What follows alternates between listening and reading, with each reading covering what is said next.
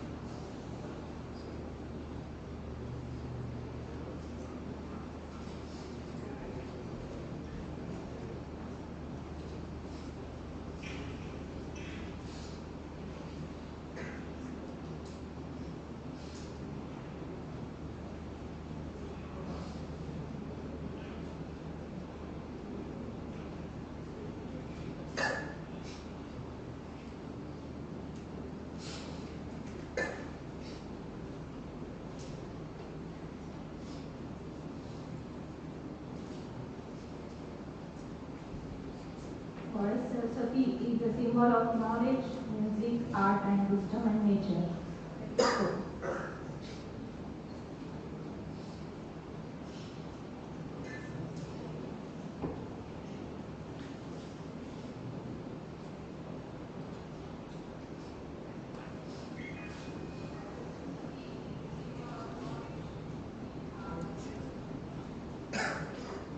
Thank you very much to all the dignitaries. I request all dignitaries.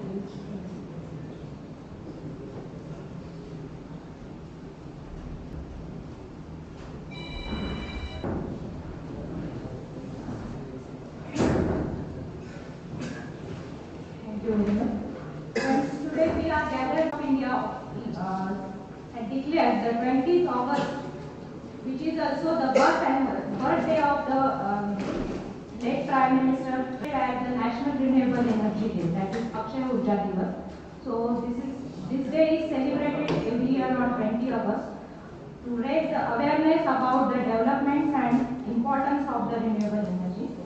And Renewable Energy Day was first celebrated in the year 2004 by the Prime Minister Manmohan Singh. So, to give the brief introduction about the today's function, I would like to request Dr. A.G. Moore, Professor and Head Department of Renewable Energy, to give the introduction of the today's event.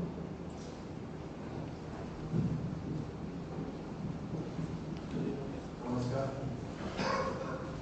आजच्या कार्यक्रमाचे अध्यक्ष doctor Pramod Sawant, संचालक विस्तार क्षेत्र, कार्यक्रमाला प्रमुख उपस्थित असलेले director of instruction doctor Bodke sir, director of research doctor Khandetod sir, doctor Shahe sir, associate dean, engineer Shivkare, who is a executive engineer and was previously in the Maharashtra Energy Development Authority. Request he agreed to deliver a special lecture on the occasion of Akshay Urja Diwas. Also, I welcome our alumni, Mr. Diwas, who is online and he is ready to deliver a lecture. He is working as a general manager at Reliance Power Industries Limited, Mumbai, in the sector of renewable energy. Today is Akshay Urja Diwas. हा दिवस मनवला जातो साधारणतः 2004 पासून आणि और former prime minister Shri स्वर्गीय राजीव गांधी यांच्या स्मृतीप्रित्यर्थ जयंतीच्या स्मृतीप्रित्यर्थ हा दिवस मनवला जातो. 2004 पासून हा दिवस मनवला जातो आणि या दिवस मनवण्याचं किंवा अक्षय ऊर्जा दिवस म्हणून सेलिब्रेट करण्याचं एक विशिष्ट ध्येय आहे. ती ध्येय म्हणजे की अक्षय ऊर्जेचा जास्तीत जास्त प्रचार व्हावा, सामान्य माणसांपर्यंत त्याच्या वापराबद्दल, त्याच्या फायद्यांबद्दल, त्याच्या आवश्यकतेबद्दल माहिती व्हावी, त्यासाठी हा दिवस मनवला जातो. आणि कृषी हे असं क्षेत्र आहे की ज्या क्षेत्रामध्ये मोठ्या प्रमाणात ऊर्जेची आवश्यकता लागते आणि भविष्यामध्ये जर शेती जर उन्नत करायची असेल, भविष्यामध्ये शेती जर मॉडर्न करायची असेल तर ऊर्जेशिवाय पर्याय नाही. ऊर्जेच्या बाबतीत जर विचार केला तर आपण एक साधारणतः किलोवॅट पर हेक्टरच्या प्रमाणात ही मोजल्या जाते आणि 1960 ला ज्यावेळेस आपली किलोवॅट पर हेक्टर ही पॉवर मोजण्यात आली ती साधारणतः त्यावेळेस 0.5-0.6 किलोवॅट पर हेक्टर होती. 90च्या दरम्यान ही किलोवॅट जी 1.84 आली. This is the average of country. त्यामध्ये महाराष्ट्राची वेगळी, पंजाबची वेगळी, महाराष्ट्रातली जे स्टेट असतील त्यांची वेगळी, पण आम्हाला ॲव्हरेज 1.84 आणि 2023 पर्यंत 2022च्या मार्च एंडिंगचा जो आकडा आहे it reaches to 2.6 kilowatt per hectare ही आताची आपली सध्याची कन्झम्पशन आहे पॉवरचं. मग त्या पॉवरमध्ये सगळ्या प्रकारचे आले. Mostly it is a bullock power as well as diesel, petrol आणि इलेक्ट्रिसिटी. हा सर्व मिळून मॅन्युअल पॉवर याच्यामध्ये नाही, फर्टिलायझरची, सीडची पॉवर. आणि 2030 मध्ये it is expected that it goes to 4 kilowatt per hectare. म्हणजे 2.6 पासून तर 4 किलोवॅट पर्यंत या पुढच्या 10 वर्षात जायचं आहे. आणि आताची जेवढी इलेक्ट्रिसिटी तयार होतं त्या इलेक्ट्रिसिटी पैकी साधारणतः 27% इलेक्ट्रिसिटी ही ऍग्रिकल्चर मध्ये वापरली जाते. जी काही भारताची इलेक्ट्रिसिटी तयार होते इंडियामध्ये त्यापैकी 27% इलेक्ट्रिसिटी ऍग्रिकल्चर मध्ये वापरलं जातं. परंतु हे एकच असं सेक्टर आहे की ज्या सेक्टरमध्ये 27% पर्यंत इलेक्ट्रिसिटी वापरल्या जातं, पण contribution in the GDP is not more than 7%. Agriculture मधला जो इलेक्ट्रिसिटी वापरण्याचा जो रेट आहे तो 27% पर्यंत जाऊन सुद्धा जीडीपी जी गव्हर्नमेंटला द्यायला पाहिजे तो 7% आहे. त्याचा अर्थ टोटल 15% जीडीपीचा भार जो आहे तो कृषी खात्यामध्ये लागणाऱ्या ऊर्जेचा हा सरकारवर आहे. आणि दरवर्षीची साधारणतः सबसिडी जर बघितली तर ती साधारणतः इलेक्ट्रिसिटीची सबसिडी 90,000 कोटी. ही आजची सिच्युएशन आहे ज्या वेळेस आपली किलोवॅट 2.60-2.70 च्या मध्ये. आणि जर ही दर 10 वर्षात जर 4 किलोवॅट करायची असेल तर आताची जी 27% इलेक्ट्रिसिटी लागतं टोटलच्या ती 40% पर्यंत जाईल. आणि 40% पर्यंत इलेक्ट्रिसिटी ज्यावेळेस जाईल म्हणजे ऑलमोस्ट 50% पर्यंतच्या जर इलेक्ट्रिसिटी जर ऍग्रिकल्चर मध्ये लागायला लागली तर दुसऱ्या कुठल्याही सेक्टरसाठी इलेक्ट्रिसिटी उपलब्ध राहणार नाही. आणि असं सुद्धा एक प्रेडिक्शन आहे की पुढच्या 15 वर्षामध्ये डिझेल आणि पेट्रोल हे नामशेष होतील. तुम्ही आताच ट्रान्सपोर्ट मिनिस्टर गडकरींचं जर तुम्ही स्पीच बघितलं किंवा अजून वेगवेगळे रिपोर्ट जर बघितले तर there is and a life for diesel and petrol. भविष्यामध्ये एकतर इलेक्ट्रिसिटीच्या व्हेकल्स येतील किंवा सीएनजी वरच्या किंवा बायो सीएनजीच्या होतील. डिझेल आणि पेट्रोल होणार नाही. आणि डिझेल आणि पेट्रोल जर मिळत नसतील कंट्रीमध्ये because of international pressure, international rates, तर ऍग्रिकल्चरचं काय?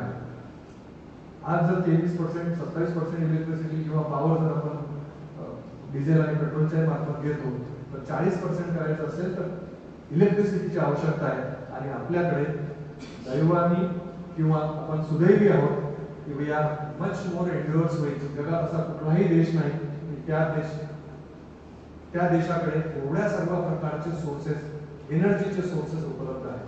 आणि डिफरंट सोर्सेस, सोलर असतील 300 ते 350 दिवस पर्यंत काही भागामध्ये इंडियाच्या सोलर एनर्जी अवेलेबल आहे.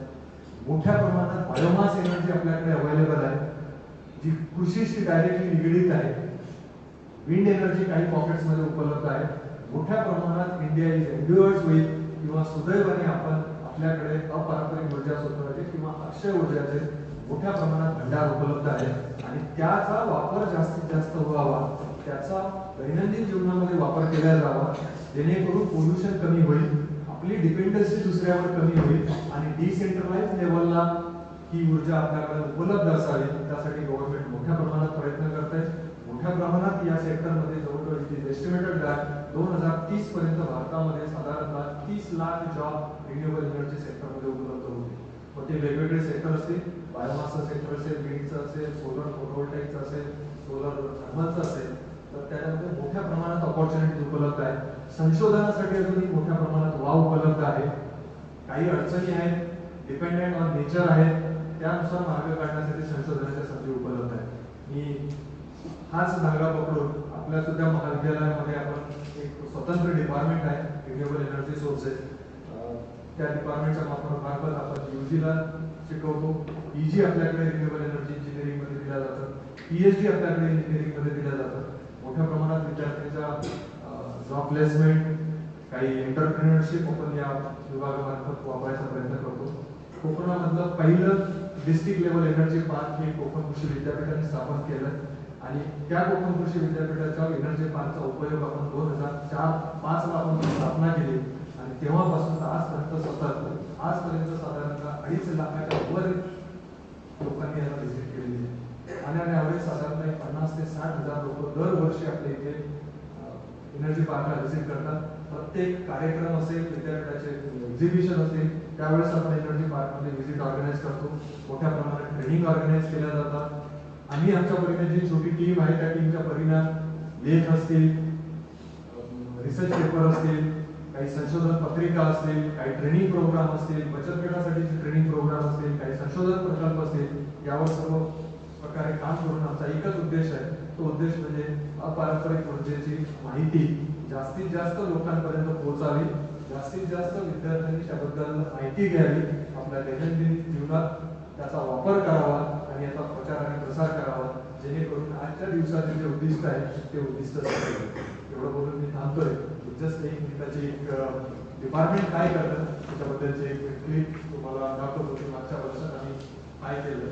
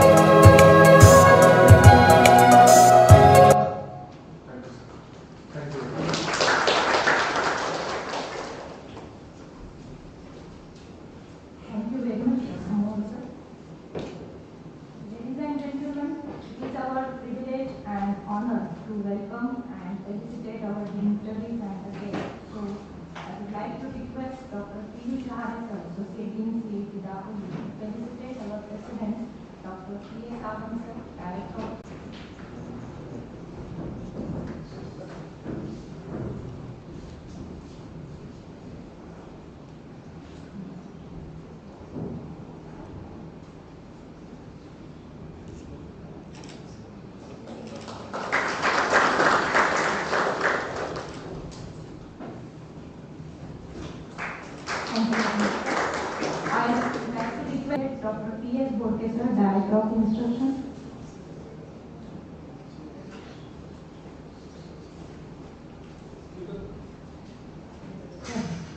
I would like to request to felicitate Mr. Shivdar, sir.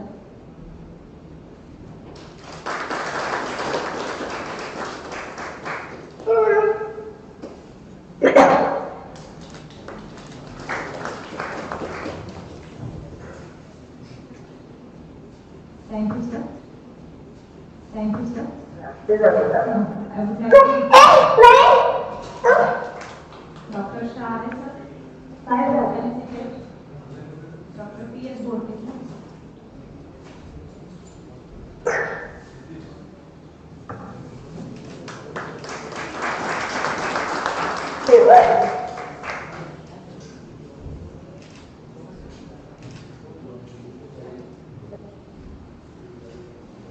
I would request Dr. Shah, sir, to felicitate Dr. Vati Khandekar, sir, Director of Research. Dr. Bas, Thank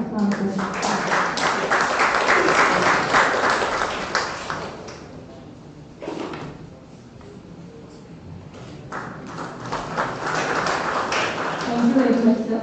Now, I would like to request Dr. A.G. Moore, sir, Head of the Department of Renewable Energy, to felicitate Dr. Piyush Shah, sir, by offering a bouquet. Thank you very much, sir. Now, I would like to request Ms. Awale Madam to felicitate Dr. A.G. Moore, sir, by offering a bouquet.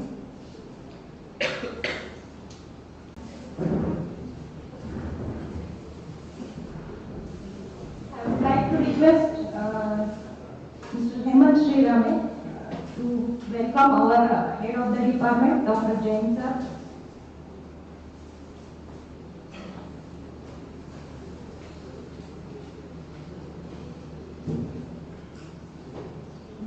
Dr. Jain, sir, Dr. Hande, sir, Dr. Awale, sir, Dr. Pankaj,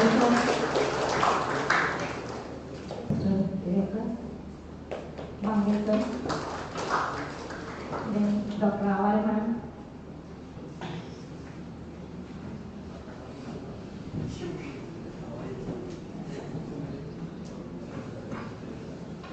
Engineer Mehdi from Gharda Institute. Welcome, sir.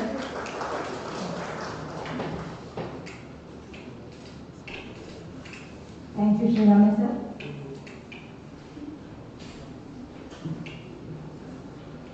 Friends, energy is essential for development and sustainable energy is essential for sustainable development. So, keeping the same aim in their mind, we have two guest eminent speaker, Mr. V. Shivdar, sir, who works as the executive engineer, MSAB head, and one more speaker online who will join online, Mr. Devesh Pimpre, who is the general manager at Reliance Power, Mumbai. Having near about 17 years experience. So, I would like to request Mr. Shivdar, sir, to share his ideas regarding the renewable energy.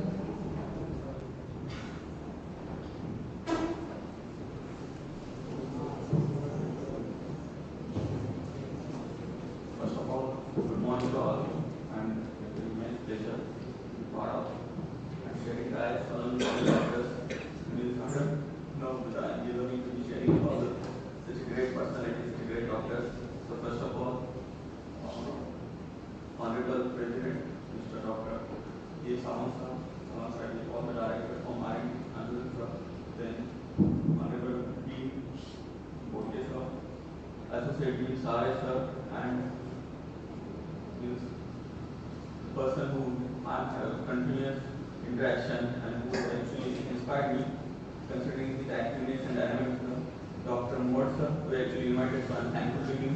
Basically, actually, I have very, great affection to the agriculture students and universities because all my family members, my father, my wife, my brother, all are graduates from university only.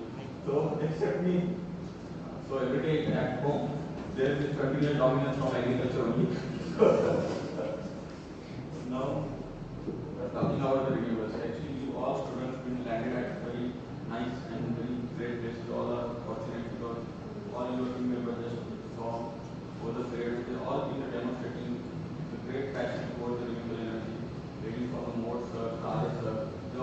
passionate for promoting the renewable energy.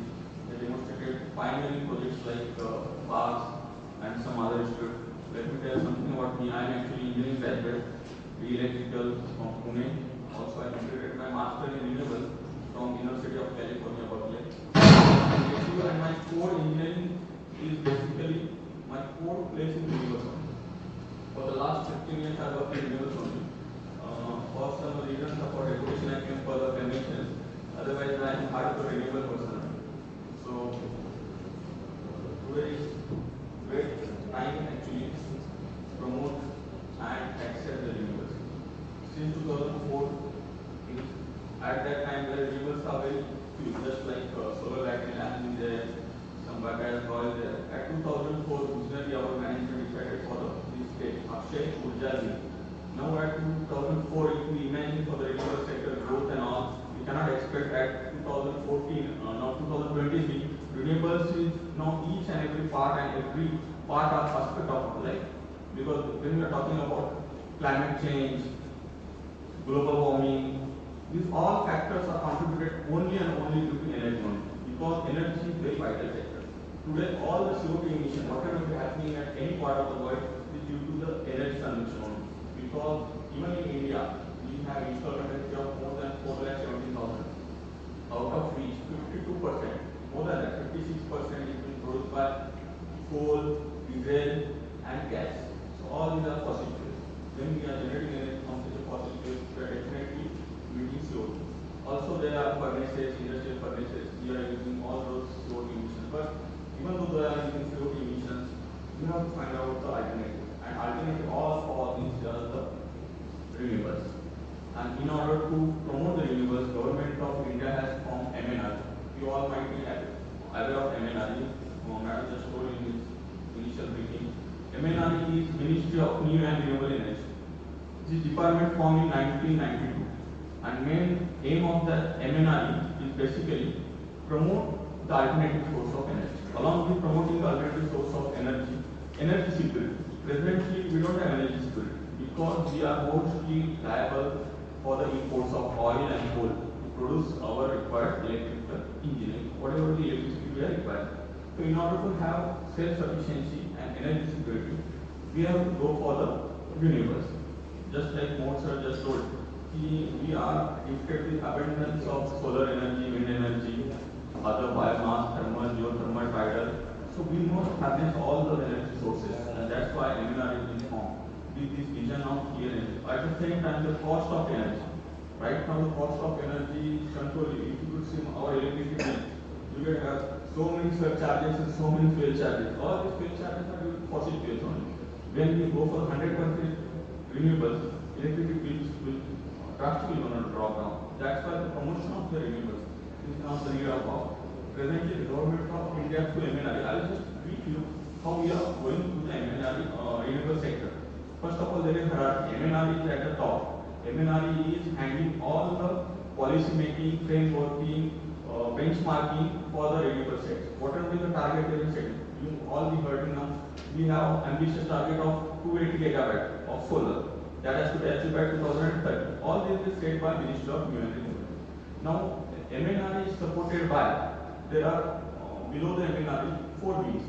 There is National Solar Institute, National Institute of Solar Energy, that is NICE, which is work for the R&D of solar development. There is National Institute of Wind Energy, that is NIWE, which is work for the National Institute of Wind Development. Also, this is supported by SECI. SECI is Solar Energy Corporation, which has mandate to the develop departmentally to government utility scale projects. Also, there is now all these projects require finance. So for the finance, Government of India has organization called IREDA, Institute of Indian Renewable Energy Development Agency. You all go to all these Google it. These are the very good institute. You will get all kind of information because they are setting all renewable targets for the future. Also, there is all these bodies are doing the national policy. Let me tell you, there are 4 ambitious national policies. Jawaharlal Nehru Solar Mission, which is working on the development of solar. There are National Biogas Policy. There is National Green Hydrogen Mission. You all might be heard in green hydrogen. That is also set by now MNRE. And there is one more faster adoption of electrical vehicle, EV. That is also the national mission. All this set by this renewable energy ministry. Now, I told you the Ministry of Renewable, there are 4 aspects. Now, down the line for the states, MNRE has state nodal agency. Just like in Maharashtra, we have MEDA. So, through all these sources, now we are putting all the efforts to promote and to harness all the solar green energy and promote solar energy. So, right now we are achieved. Solar, we have 63 gigawatt of solar, 68, 43 gigawatt wind. Total, we have almost 120.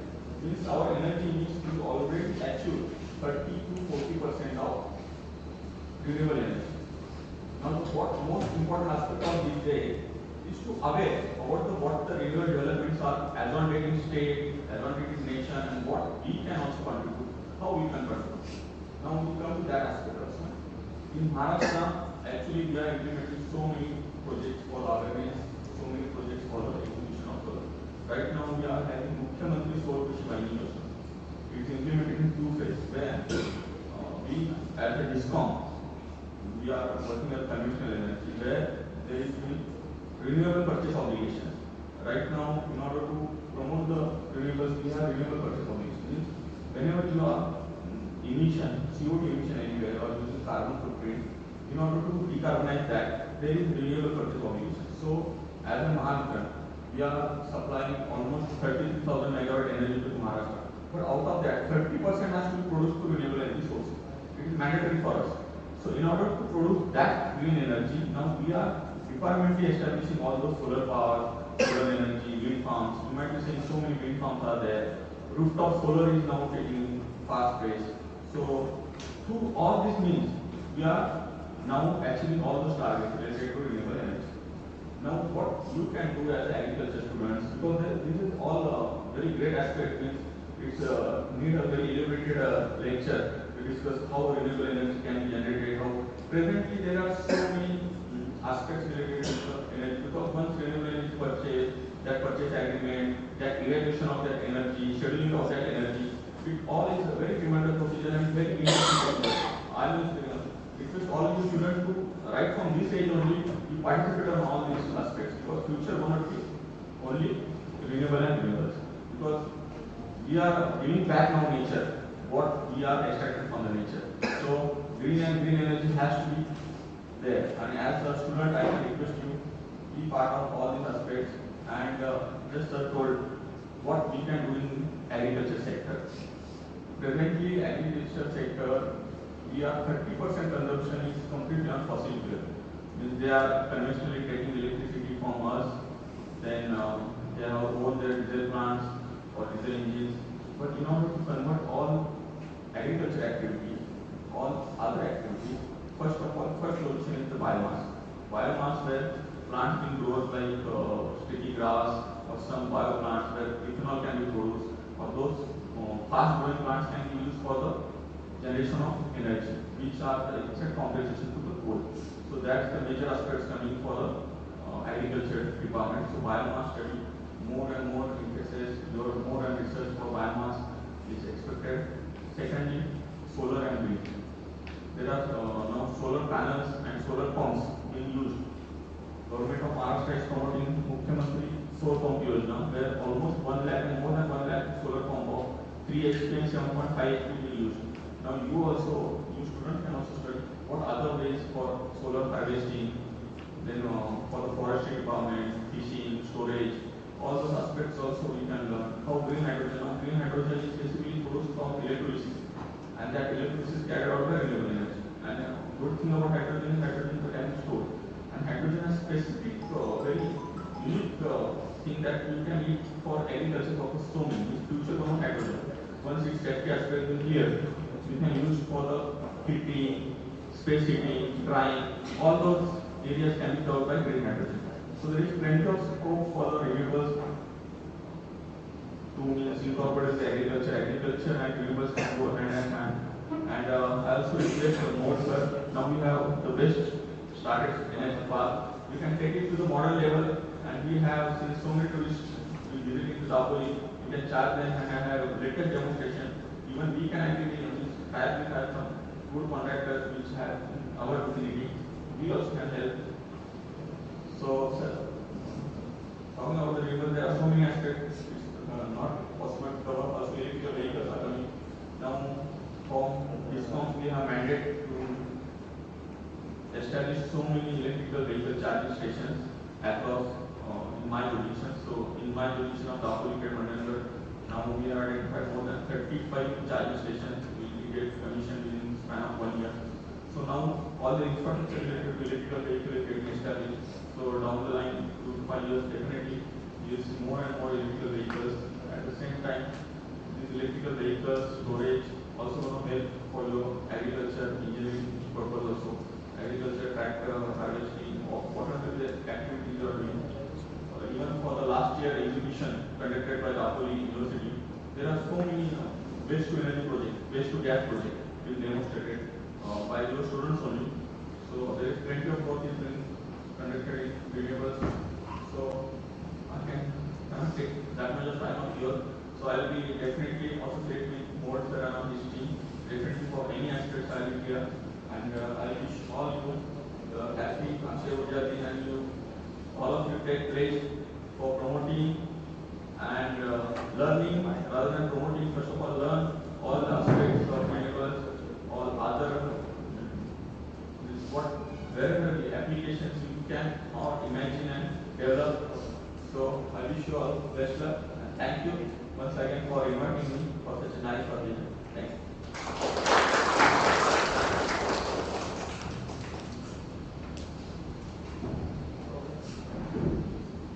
Thank you very much, Sridhar sir. Now, we have one more speaker who joined online, Mr. Devesh Pimpre.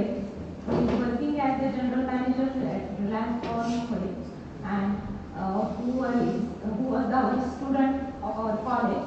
So I request Mr. Devesh Pimpre to share his some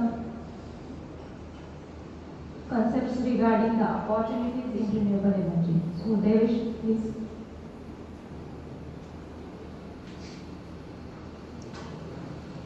Good morning. Just confirm if my voice is audible there. Yes. It's audible? Yes. All right. Yeah. सर्वप्रथम सर्वांना अक्षय ऊर्जा दिनाच्या शुभेच्छा.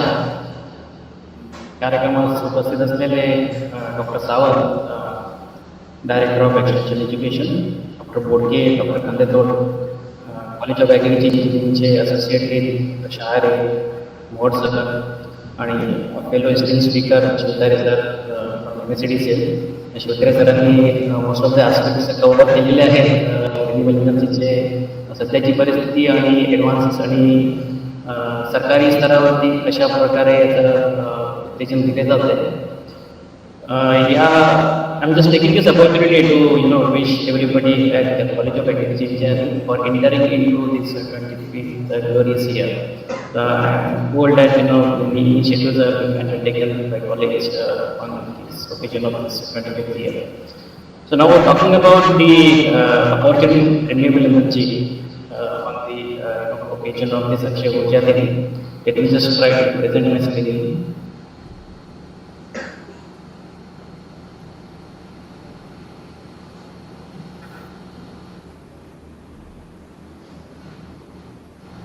Is my screen visible? And just somebody please confirm this screen is visible? Yes. All right. So lot being thought of the renewable energy, especially it has been long 20 years for it to transit, for the transition for it being a promotional energy source to the more reliable energy source after this 20 years. So when we, here is just snapshot of the comparison of the per capita energy consumption of every Indian. So by graph of the, let's not focus on the numbers. Intent is to see, from 2005 to 2022, we have doubled our energy consumption. And although we have doubled the energy consumption, still we are 1/3 of the global energy consumption average. So basically, there is more need, or this graph is going to grow exponentially in future, next 20, 30, 40, 50 years. So there is a huge requirement of electricity. Where it will come from? It can come from the traditional energy source, or as Shivkare sir covered about the cost of renewable energy. If दिवसेंदिवस आता हे basic research and development पासून renewable एनर्जीमध्ये हे applied कडे हा आता focus shift होत आहे. याला commercially कसं व्हायबल करता येईल. शिवतारी सरांनी बऱ्याचशा गोष्टी कव्हर केल्यात की याच्यामध्ये सेकी किंवा निवे किंवा इरेडा किंवा नाईसही त्यांनी सांगितलं की या जे एजन्सीज आहेत जिथे रिन्युएबल एनर्जीचे लाईक अ एन्सायक्लोपीडिया या गव्हर्नमेंट ऑफ इंडियाचे जे काही इनिशिएटिव्ह आहेत, जे काही कमिटमेंट्स आहेत, हे या 4-5 एजन्सीच्या थ्रू या फुलफिल करण्याचा गव्हर्नमेंट प्रयत्न करत आहे. गव्हर्नमेंट जेव्हा कुठलंही कमिटमेंट देतं त्याच्यामध्ये गव्हर्नमेंट हे it's a representation for entire country and it will depend on the major sectors from manufacturing to agriculture to any industry if you name. So these are the 4-5 ज्या institute Shivtare सरांनी सांगितले जे agriculture engineers इकडे जे available आहेत त्यांना माझी विनंती राहील की यांच्या वेबसाईटवर शिवतारे सरांनी सांगितलं हे जेणेकरून आपल्याला हे सेक्टर कुठे चाललं आहे याची आपल्याला कल्पना आहे अशी येऊ शकते. If we see, country as a whole, if we see the generation mix of the country for last hello sir presentation में जाकर के स्क्रीन फुल करिए. पीपीटी विजिबल नहीं. All right, Poonam, if you can present there, I'll speak.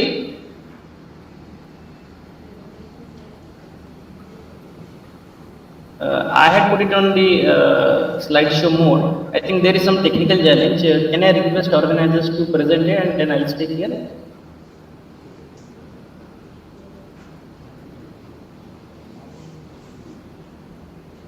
Is it possible or shall I again try? You want me to try?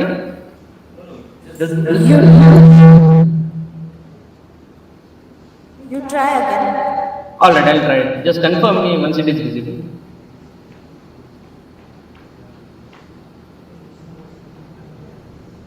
Is it visible? Yes, yes. Is it in the complete slideshow? Not yet. Not yet. All right. Just wait for a minute. If you know.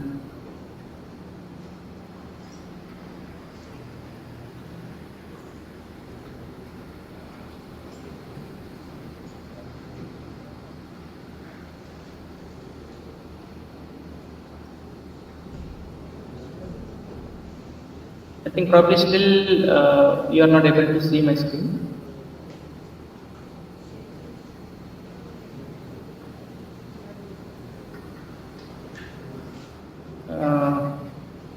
Is screen visible? Yes. It is visible? Yes, it is visible.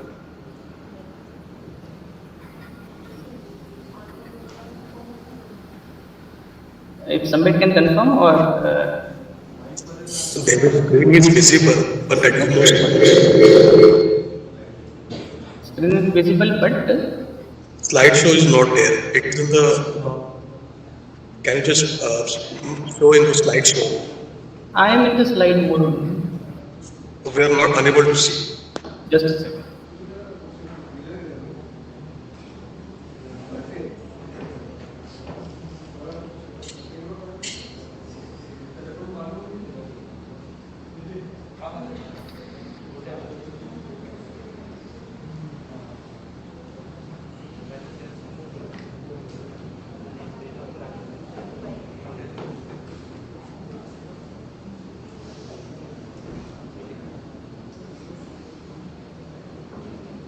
Yeah, I have again closed and again reshared the screen.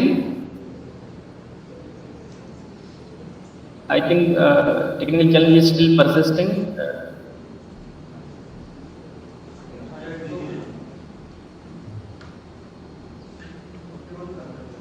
All right, not an issue.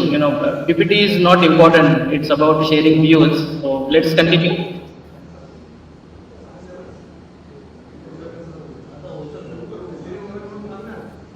Hello? Yeah. आता share केली होती. Hello sir. Yes please. Sir तुम्ही जी आता PPT share केली होती ना तर ती विजिबल आहे, तर परत एकदा प्लीज कराल का शेअर? हो करतो. Please sir. आवाज मी याला स्लाइड शो मध्ये टाकलेलं आहे, दिसतंय का? वेट सर, लोड होते. All right.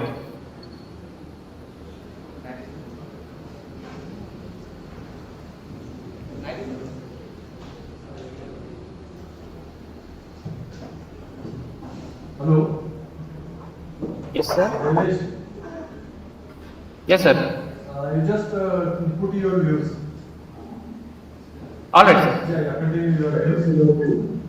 All right. So जर भारताचं जर सिनॅरिओ आपण पाहिलं, देन जनरेशन मिक्सच्या टर्म्समध्ये last 20-25 years we were heavily reliant on the traditional source, that is on the thermal energy. Around 70 to 80% has been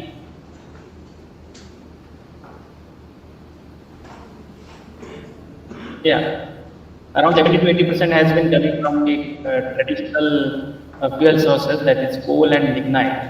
In last 20 years, the penetration of renewable energy has been substantial. Initially it started on the promotional side, and now it is on the verge of achieving the grid parity. Shivdar sir will agree with me. The renewable energy is still posing a lot of challenges for the grid in terms of the balancing. Renewable energy, if you see, major when we talk renewable energy, it is solar or wind energy. Solar energy, if we say on the photovoltaic side, it is available in the daytime. It starts generation from morning 7:30 and it is available till around 6:30. So the kind of peak hours from the distribution side, in the morning peak and in the evening peak. Morning peak, it is kind of contributing to a certain extent to meet the morning peak requirements from the distribution side. पण ही रात्रीच्या वेळेस ही available नाही. हेच आपण जर पवन ऊर्जा किंवा wind एनर्जीमध्ये जर पाहिलं, तर विंड एनर्जी इफ यू से the annual energy generation for the any wind project, ह्या 12 महिन्यामध्ये हे जे पावसाळ्याचे 4 महिने आहेत, ज्याच्यामध्ये wind as a better speed plus the density of wind is quite comparable, quite impressive. So this 4 years it will give you around 70% of the generation for entire year.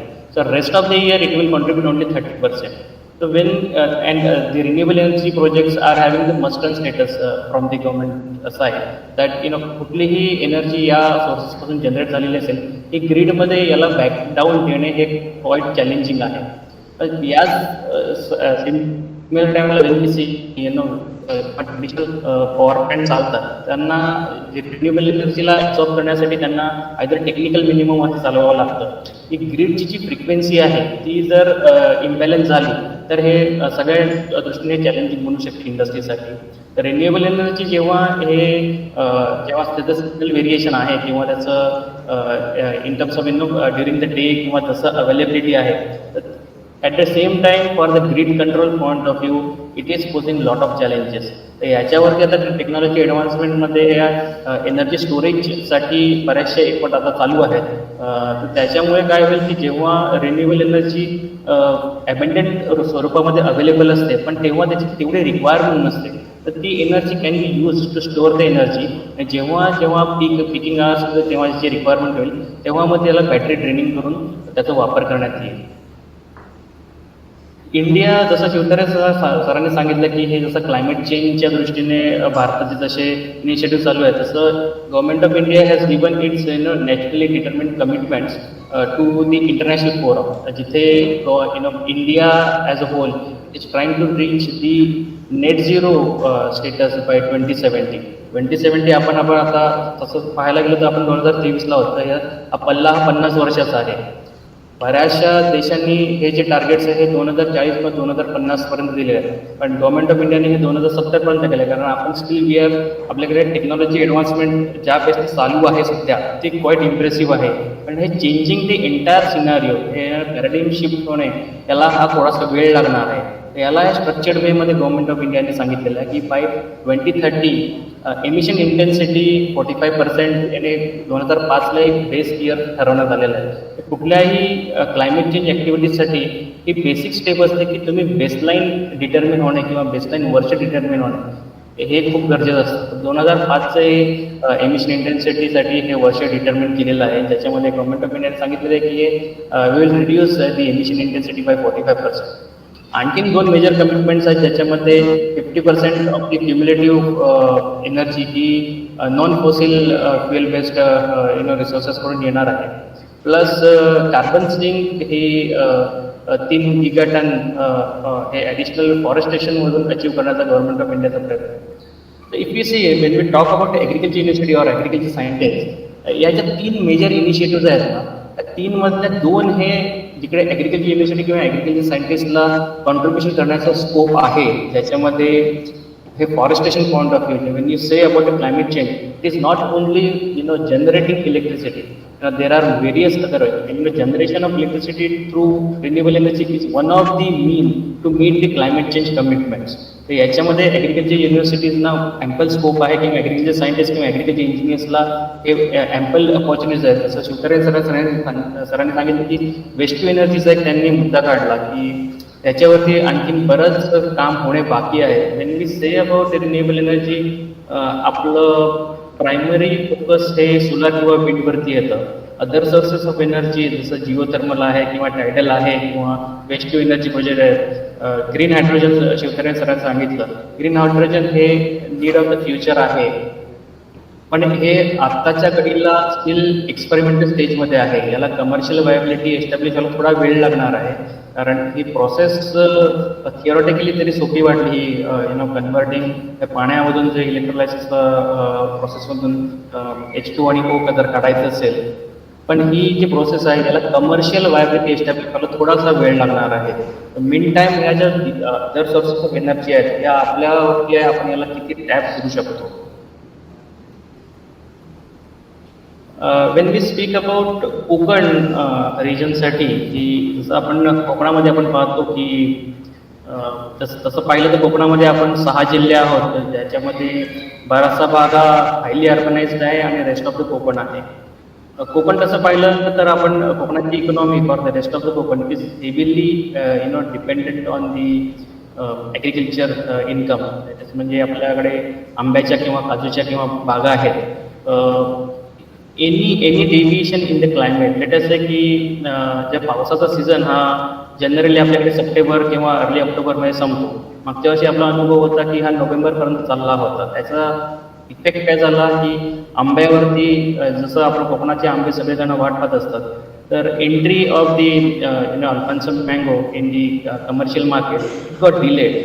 It got a opportunity for other आणखीन कुठून येण्यासाठी किंवा परराज्यातून किंवा परदेशातून येण्यासाठी आंब्याला हा चांगला मार्केट मिळाला.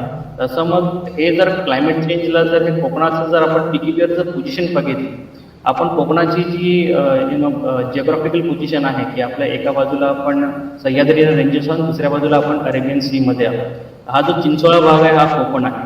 रिन्युएबल एनर्जी सोर्सेस जर मेजर सोर्सेस बघितले सोलार किंवा विंडसाठी, तर विंडसाठी तसं आपल्याकडे पोटेन्शियल कोकणामध्ये कमी आहे. सोलारसाठी बऱ्यापैकी आहे, पण the kind of challenges in terms of the geography, की आपलं टेरेन जसं आहे तसं फ्लॅट लँड अवेलेबिलिटी ही खूप चॅलेंजिंग आहे कोकणामध्ये. की याच्यामध्ये आपण आता टिपिकली जर सेंट्रलाइज्ड अप्रोच हा रिन्युएबल एनर्जीमध्ये अडॉप्ट होतो, याचे फ्लॅट टेरेन आहे लाईक राजस्थान किंवा कर्नाटका किंवा कच्छचा भाग आहे गुजरातमध्ये वगैरे. तिथे काय होतं की हे मोठ्या कॅपॅसिटीचे प्रोजेक्ट्स लावले जातात आणि power generation from this projects हे आयदर त्या विदिन स्टेटमध्ये ॲब्झॉर्ब होतं किंवा हे अदर स्टेटमध्येही निघून जातं.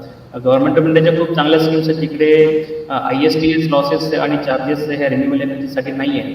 पण याचा फायदा हा कोकणाला कसं करता येईल, म्हणजे हा जर आपल्याकडे आपण जिओग्राफिक पॉईंट ऑफ व्ह्यू जर चॅलेंजेस असतील, तर I think will have to shift from the centralised approach to the decentralised approach, जिथे हे आपण लोकली अवेलेबल जसे रिसोर्सेस आहेत, so in terms of the biomass किंवा आपण as we mention about we are heavily reliant on the agriculture. त्याच्यामध्ये प्रोसेसिंगमध्ये जेवढं आपल्याला रिन्युएबल एनर्जीचं इन्कॉर्पोरेशन करता येईल तेवढा आपला प्रयत्न हा आपल्या कोकणाच्या डेव्हलपमेंटसाठी डेफिनेटली चांगला राहील. मोहोर सरांनी म्हटलं की एनर्जी पार्क हा आपल्या विद्यापीठामध्ये जो एस्टॅब्लिश झालेला आहे त्याच्यावरती बरेचसे आपले व्हिजिटर्स येतात. आय एम शुअर की याच्यामध्ये भरपूर अवेअरनेस क्रिएट होत असेल. तर याला म्हणजे रिसर्च पॉईंट ऑफ व्ह्यू या एनर्जी पार्कला आता सर्टन फेज काही काळ उलटल्या पास झाल्यानंतर आय थिंक आपल्याला त्याला कमर्शियलायझिंग पॉईंट ऑफ व्ह्यूने जास्त फोकस करावं लागेल. त्याच्यामध्ये ॲक्च्युअल पेनिट्रेशन या सगळ्या टेक्नॉलॉजीचं होईल या कोकणाच्या बेनिफिटसाठी.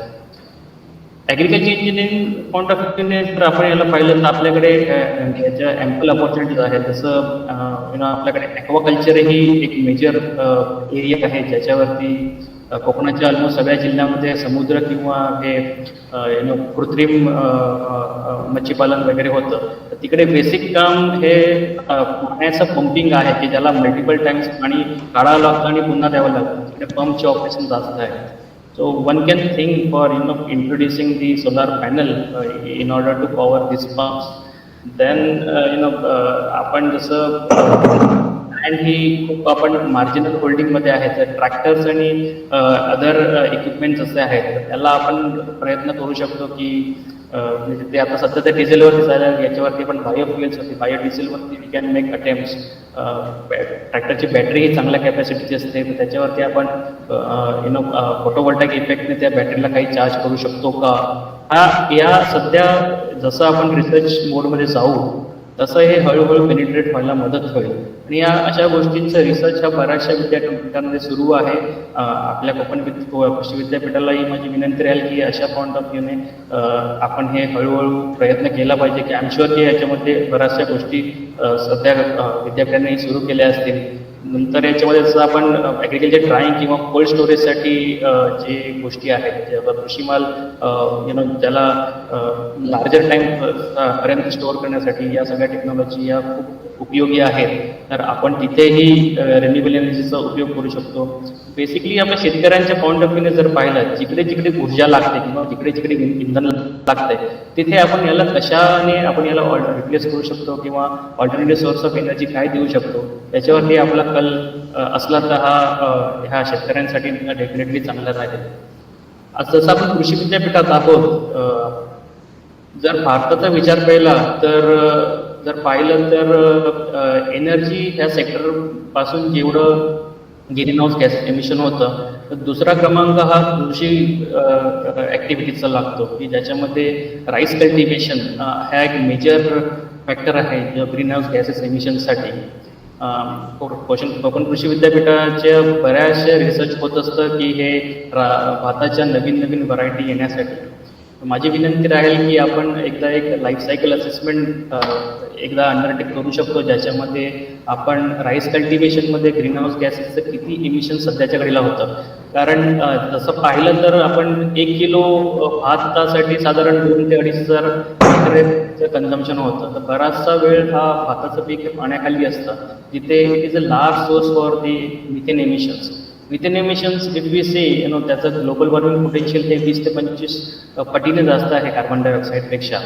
तर राईस कल्टिव्हेशनमध्ये जर आपण याला काही बेसलाईन करू शकलो की जसं ग्रीन हाऊस गॅसेसच्या एमिशन्सच्या दृष्टीने आणि जसं विद्यापीठाच्या या बऱ्याचशा आपण व्हरायटी येत असतात आणि याच्यावरती कंटिन्युअस संशोधन चालू असतं in terms of the technology also. नवीन नवीन ज्या टेक्नॉलॉजी आपण काही या भात लागवडीमध्ये अडॉप्ट करू शकतो तर त्याला ग्रीन हाऊस गॅसेस किंवा क्लायमेट चेंज पॉईंट ऑफ व्ह्यूनेही त्याचा विचार केला तर हा नक्की शेतकऱ्यांसाठी किंवा ओव्हरऑल कोकणासाठी हा डेफिनेटली बेनिफिशियल करू शकेल. So yeah, that is those are my views. I hope there were some challenges to share screen, but I hope I could partially convey what I wanted to convey.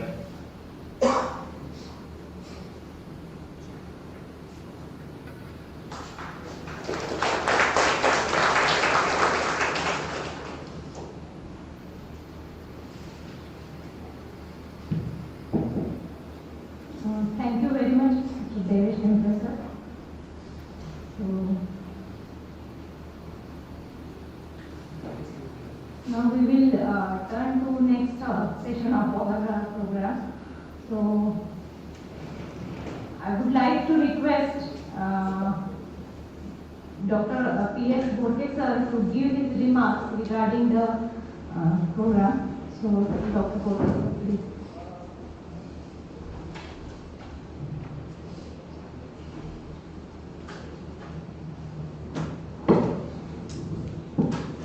Very good morning.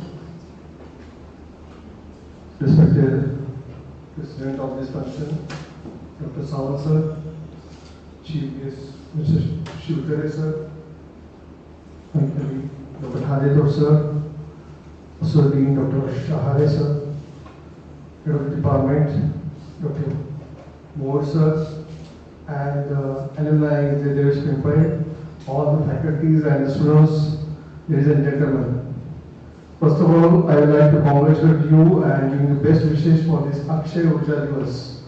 And this day can be memorable to you because certainly the two lecturers we have listened now, they are really stalwarts in their total subjects. And I am very happy to see that the person who is sitting as guest lecturer, Mr. Shivkare, he has been the man of renewable energy. And the second man who is there, the General Manager Reliance, is again been the big stalwart and alumni, and proud of that. He is an alumni of Diwas Dapoli. And also some of the information given by Dr. Moore sir is really very, you can say, pertinent to all our future studies are very important for us to making the maximum possible ways to curb all these energies and to make more energy available to the farmers or community sectors.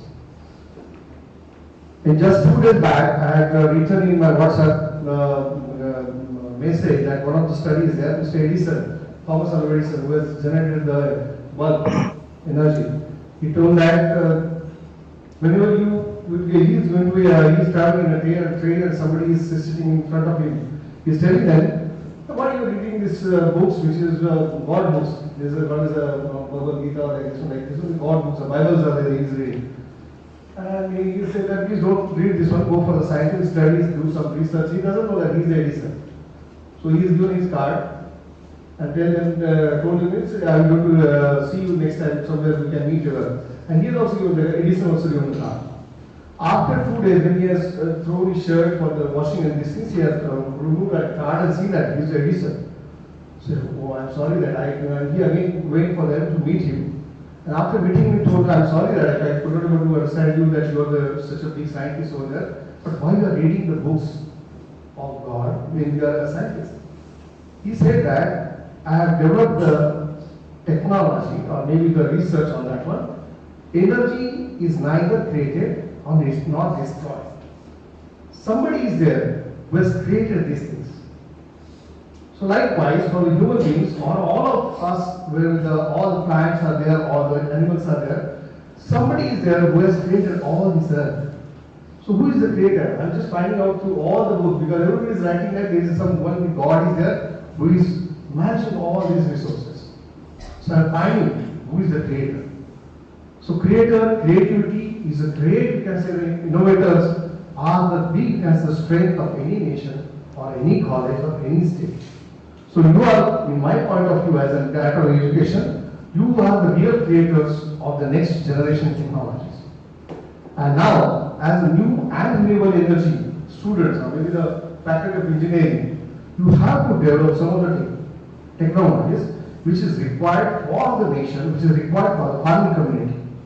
As I have seen that, everybody, Mr. Shivkare has nicely mentioned, because I am also getting some of the information from that, on how much industry there, ministries there, how many departments are there. Thank you for giving such a nice information to me also. But at the same time, he has mentioned that almost 40% of the energy we are now converting from the, getting from the renewable resources. That is 63% from the solar, kilowatts, and 43 kilowatts from the wind energy, like this, right? Megawatt or kilowatt, I don't know. I am just not, I don't know this, so I can't able to understand. But anything is that such a large energy which is required for our farming sector, we are getting from renewable resources, but still look into the population. The population, we are now at the top of the world, that we are the highest population, but also it's a very, you can say, the positive thing to us that we are the largest, youngest country in the world. We are the young population much more, the maximum in the world and we're going to remain as the youngest country in the world till 2070. So you are the next generation, all the entrepreneurs, all the good creators are there who can make us our country more proud and proud in various sectors. While coming to the point again and again to the creativity, because I'm seeing that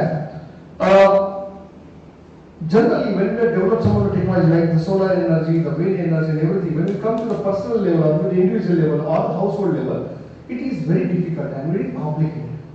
Why I'm telling you, sir, when you have to afford the solar energy for my purpose only in my house, when I have to install one of the solar energy plant for my only making a hot water plant, hot water plant. Like Harapur geyser set, instead of I have to replace that geyser.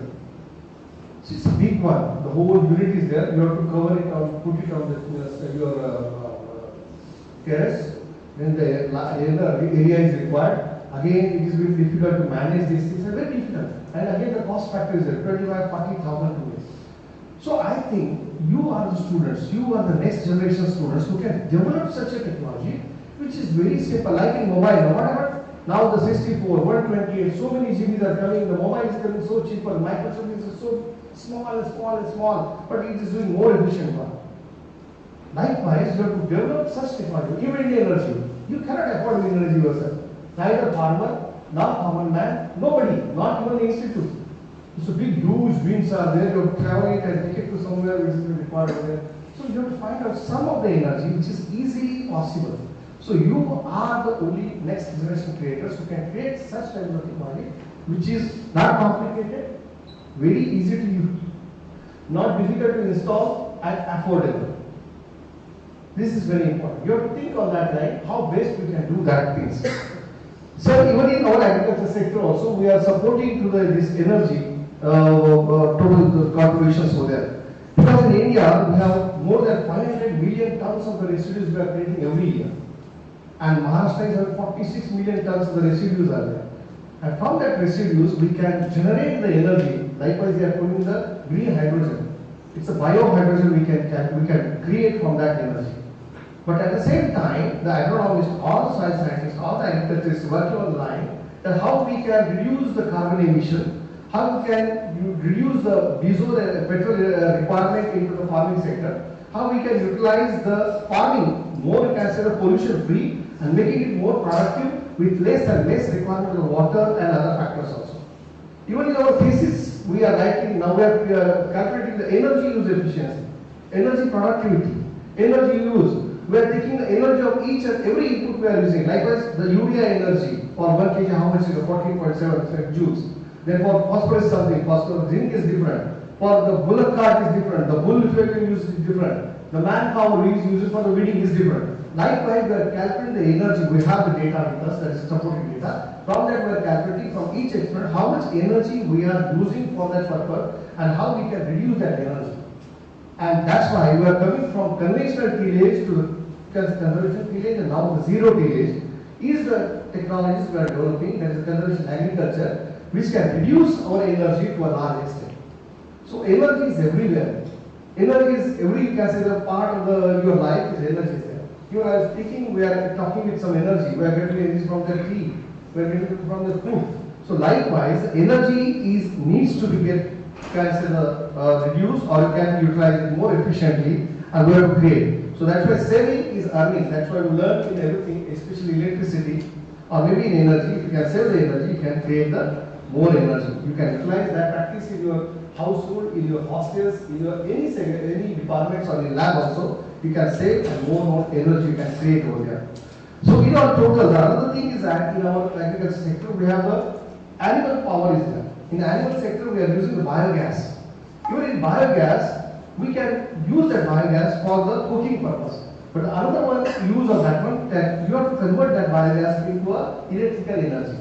But again the problem is here, one farmer is having 2 or 3 bullocks and he has a small biogas, we cannot afford to convert that energy into electrical energy, even though he is interested. So likewise, we need some of the technologies from your scientists or maybe from the student group, how best we can do with the small cancer gas also, convert that into electrical energy.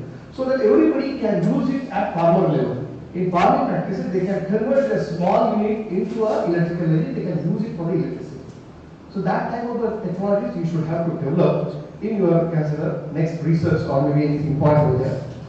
So generally talking to that, so energy is neither created nor destroyed. So without taking much of your time, I am saying that these are all my views is that, and I wish that this energy day will keep a memorable to you and making us more as the creativities from your side, because we have developed one of the projects that is NHP project. I don't know how many of you have visited over there, but please do visit, use that facility for yourself. This is for you only. Language lab is there, idea lab is there, 3D printer is there, virtual reality modules are there, then virtual classrooms are there. We have the 7 drones. We have developed, created 10 pilots. You can drone these drones over there. We have a submarine drone with us. We have, you can say, the number of things that we are doing over there. Even the business course we are developing, it will going to be launched within short time, which is very unique one, and especially for these students only, for the agriculture graduates.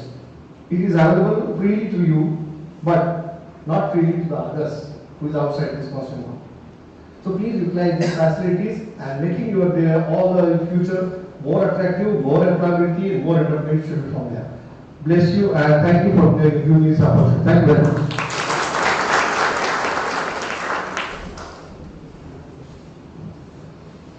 Thank you very much, Dr. Kote, sir.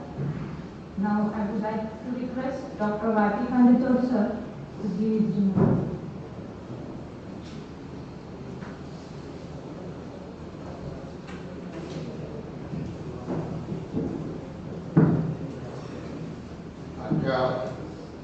या अक्षय ऊर्जा दिनानिमित्त आयोजित कार्यक्रमाला लाभलेले आपले अध्यक्ष doctor Pramod Sawant sir, आपल्या विद्यापीठाचे dean doctor Bodke sir, या कार्यक्रमात विशेष करून उपस्थित असलेले शिवतरे आणि आपले माजी विद्यार्थी, पहिल्या बॅचचे विद्यार्थी मला आठवते देवेश पिंपळे, तसेच या महाविद्यालयाचे सहयोगी अधिष्ठाता डॉक्टर शाळे, एनर्जी डिपार्टमेंटचे प्रमुख डॉक्टर मोहोळ, सर्व HODs, प्रोफेसर्स आणि विद्यार्थी मित्रांनो, आजच्या कार्यक्रमाचं औचित्य म्हणजे आज अक्षय ऊर्जा दिवस आहे आणि या अक्षय ऊर्जा दिवस हा नेमका जो आपला अक्षय ऊर्जा स्त्रोत आहे रविवार आणि सूर्य या दोघांचं देखील नीट पुढे सांगड घालून आज हा दिवस आपण साजरा करतोय. सूर्य हा आपल्या ऊर्जेचा स्त्रोत राहिलेला आहे. इतर ज्या ऊर्जेचे स्त्रोत आहेत निर्माण झालेले ते मुळापासून सूर्यापासूनच निर्माण झालेले. सूर्याच्या उष्णतेने वारे वाहतात, सर्व बायोमास त्यापासूनच निर्माण होतो. टायडल असेल देखील आपल्याला सूर्यापासूनच मिळते. तर विविध प्रकारे जर पाहिलं तर मूळ स्त्रोत हा सूर्य राहिलेला आहे. त्यामुळे पहिलेपासून जेव्हा या रिन्युएबल एनर्जी डिपार्टमेंटचा उल्लेख होतो त्यात मूळ सोलर एनर्जी ही सर्वसामान्यांच्या डोळ्यासमोर येते.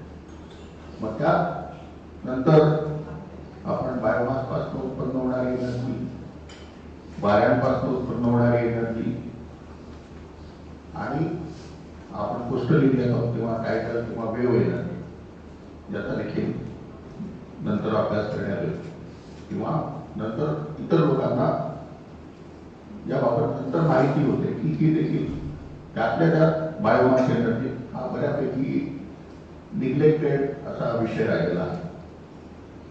सोलर एनर्जी किंवा जी रिन्युएबल एनर्जी आहे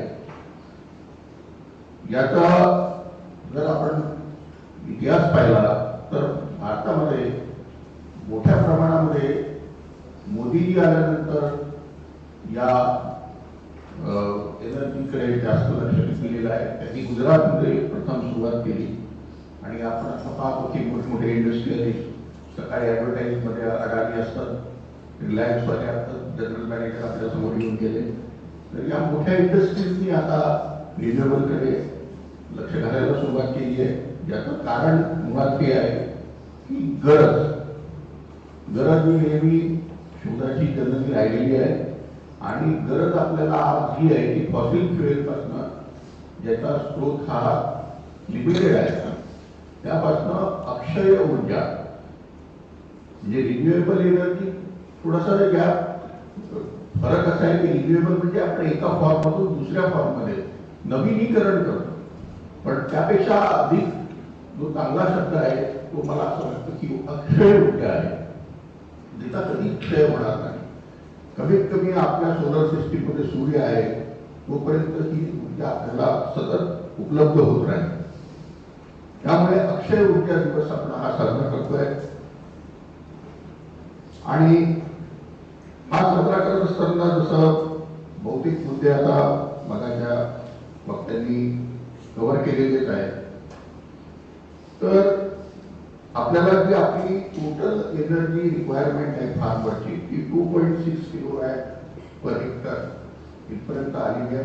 मगाशी मोठी सरांनी उल्लेख केला तसा सर्व एनर्जीचे फर्टिलायझर्स असतील, मॅन्युअल इनपुट असेल, तुमचा ॲनिमल इनपुट असेल, ते सगळं रिसोर्सेस त्यामध्ये इन्क्लूड करून आपल्याला 2.6 किलोवॅट पर्यंत आपण पोचलो आहोत आणि यामध्ये आपल्याला निश्चित वाढ करणे आवश्यक आहे जेणेकरून आपली जी लोकसंख्या वाढ आहे त्याला आपण मॅच करू शकतो.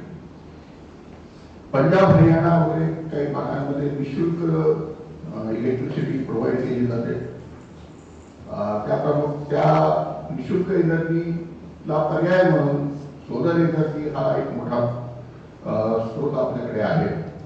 भारताचा विचार केला तर जास्तीत जास्त सूर्यप्रकाशाचे दिवस आपल्याकडे उपलब्ध होतात. मी म्हणेल कदाचित युरोपियन किंवा इतर देशांमध्ये ही ऊर्जा उपलब्ध नव्हती, त्यामुळे त्यांनी त्या दिशेने संशोधन फारसं केलेलं नव्हतं. परंतु जशी जशी आता गरज वाढायला लागली तसे भारतामध्ये देखील आपण मोठ्या प्रमाणात सौर ऊर्जेकडे जातोय. तुम्हाला आठवत असेल एनर्जी पार्कमध्ये एक सुरुवातीलाच पॅनल ठेवलेला आहे. ते 1980 सालचं पॅनल आहे. इकॉनॉमी डिपार्टमेंटला ते त्या काळी मिळालं होतं. त्याचं किंमत त्या काळी साधारण 80,000 वगैरे किंवा जास्ती असेल. आजच्या घडीला त्याचं किंमत जर मोजली गेली त्या प्रमाणात तर ती काही कोटींमध्ये जाते. म्हणजे एका पॅनलची किंमत काही कोटींमध्ये काही 30-40 वर्षापूर्वी होती. परंतु गरज, मॅन्युफॅक्चरिंग, नवीन नवीन डेव्हलपमेंट यांनी आता जर विचार केला तर आपल्याला 10-15 हजारमध्ये साधारण किंवा 20,000 पर्यंत ते पॅनल्स उपलब्ध होऊ शकतात. भविष्यात आणखी देखील याची जी किंमत आहे ही कमी होणार आहे. सर्वसामान्यांच्या आवाक्यामध्ये आता सोलर पीव्ही पॅनल आलेले आहे. सोलरचा दुसरा विचार केला तर सगळ्यात पॉप्युलर टेक्नॉलॉजी म्हणजे वॉटर हीटर्स, घरोघरी लागणारे वॉटर हीटर्स. मगाशी गोष्टी सांगून उल्लेख केला त्यात निश्चित डेव्हलपमेंट झालेले आहेत. पूर्वीच्या कॉपरच्या ट्यूबिंग ब्लॉक होत्या, फास्ट देखील जास्त होती. आता सध्याच्या घडीला ते 15,000 ते 20,000 पर्यंत कम्प्लीट सेट तुम्हाला मिळू शकतो. इव्हॅक्युएटेड ट्यूब्स वापरून आणखी इतर ज्या टेक्नॉलॉजीज आहेत त्या वापरून आपल्याला ही टेक्नॉलॉजी दिवसेंदिवस स्वस्त होत आहे आणि केव्हाही मॅन्युफॅक्चरिंग जर मोठ्या प्रमाणात झालं तर त्याची किंमत निश्चित आणखी कमी होईल.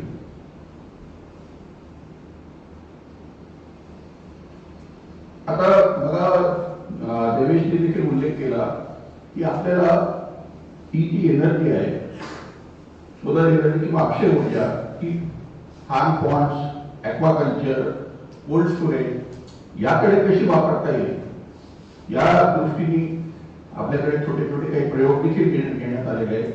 आवारे मॅडम त्यावरती त्यांनी छोटं कोल्ड आवारे पार्टे मॅडम आहेत त्यांनी कोल्ड स्टोरेजवरती देखील काम केलेलं आहे. तसंच बायोगॅसवरती इथे चव्हाण मॅडम बसलेले आहेत. त्यांनी बायोमास पासून बायोगॅस कसा करायचा, निर्माण करायचा तो त्यावरती देखील काम त्यांचं सुरू आहे. आणि अशाच तऱ्हेची विविध कार्य आपल्या या महाविद्यालयाच्या या रिन्युएबल एनर्जी डिपार्टमेंटमधून सतत घेण्यात आलेले आहे. इलेक्ट्रिक व्हेकल्स हा निश्चित पर्याय आहे, पण इलेक्ट्रिक व्हेकल्स चार्ज करायला इलेक्ट्रिसिटी जी लागणार आहे ती सोलर करून आपण घेऊ शकतो. आपल्या इथे आपण पूर्वी देखील छोटे मोठे ॲग्रिकल्चर इक्विपमेंट्स चार्जिंग करण्याकरता सोलर पॅनलचा उपयोग केलेला आहे. हायड्रोजन व्हेकल्स ही भविष्यातली गरज राहणार आहे, किंवा तुम्ही जर गडकरींचं भाषण ऐकलं तर ते दरवेळी त्यावरती बोलतात. हायड्रोजन निर्माण करणे तसं इलेक्ट्रोलिसिसवरून प्रयत्न झालेले आहेत, ते थोडे कॉस्टली आहेत.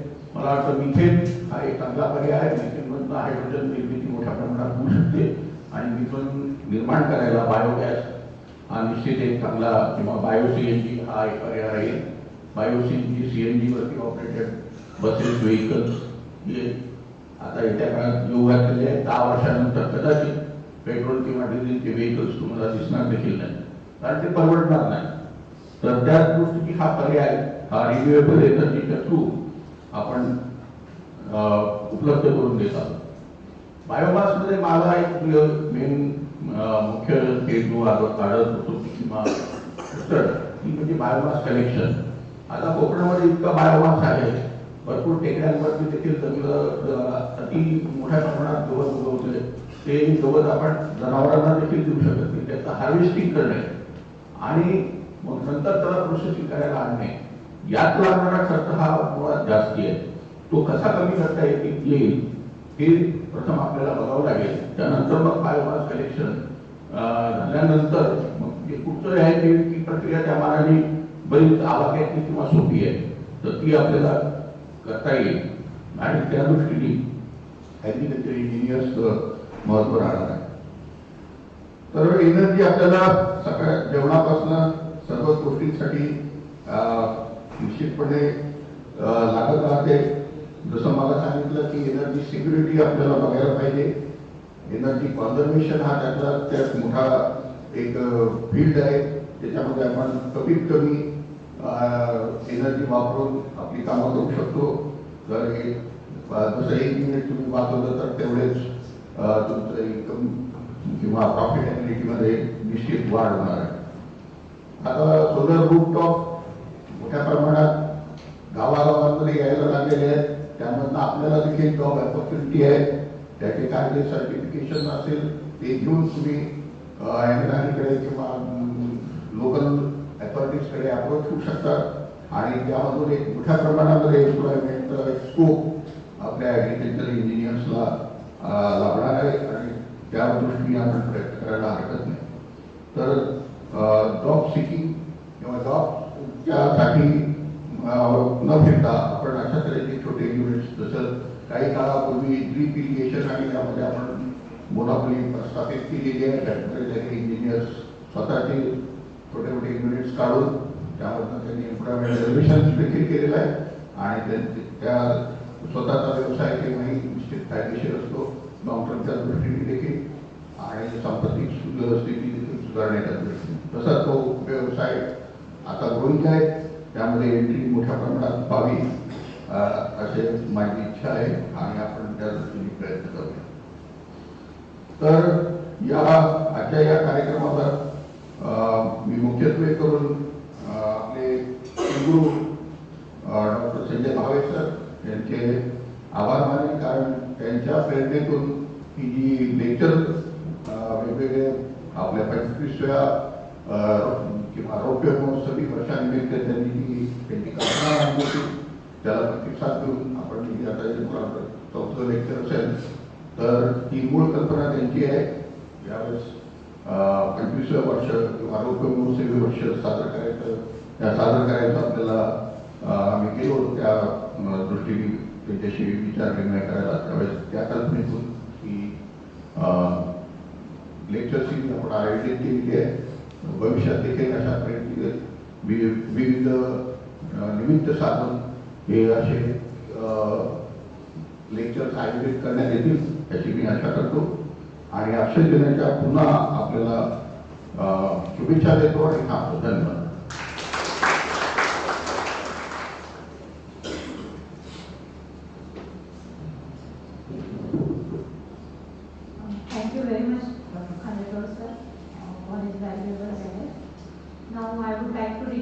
Dr. Diwas sir to give his remarks.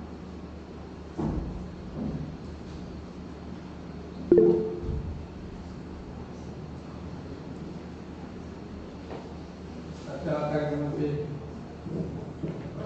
अध्यक्ष डॉक्टर प्रमोद सावंत सर, जे आमच्या विद्यापीठाचे विस्तार शिक्षण संचालक आहेत, डॉक्टर बोडके सर, जे विद्यापीठाचे शिक्षण संचालक, डॉक्टर वाय खांडेकर सर, जे संशोधन संचालक आहेत, आजचे प्रमुख पाहुणे इंजिनियर शिवकरे साहेब, जे एक्झिक्युटिव्ह इंजिनियर आहेत, आणि ऑनलाईन पद्धतीनं आमचे पिंपळे जे आज प्रमुख वक्ते होते ते आहेत, डॉक्टर बोड सर, RS विभागाचे प्रमुख, doctor Jain sir, farm sector विभागाचे प्रमुख, डॉक्टर धांडे, डॉक्टर आवारे, आणि धरडा महाविद्यालयाचे सर प्रतिनिधी, माझं नाव नाही, सॉरी आपलं स्वागत, आणि सर्व टीचिंग स्टाफ, सर्व विद्यार्थी, मित्रमैत्रिणी म्हणून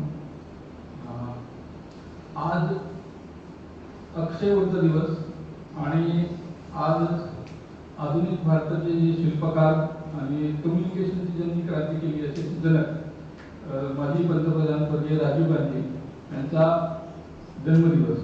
तर ह्या दोन्ही कार्यक्रमाच्या निमित्तानं, दोन्ही दिवसाच्या निमित्तानं सर्वप्रथम मी तुम्हाला शुभेच्छा देतो. कृषी अभियांत्रिकी आणि तंत्रज्ञान महाविद्यालय हे आपलं 25व्या वर्षामध्ये गमन करते. 24 वर्ष पूर्ण झालेली आहे, आणि या 9व्या वर्षामध्ये आपण विविध कार्यक्रम आयोजित करतो आहे.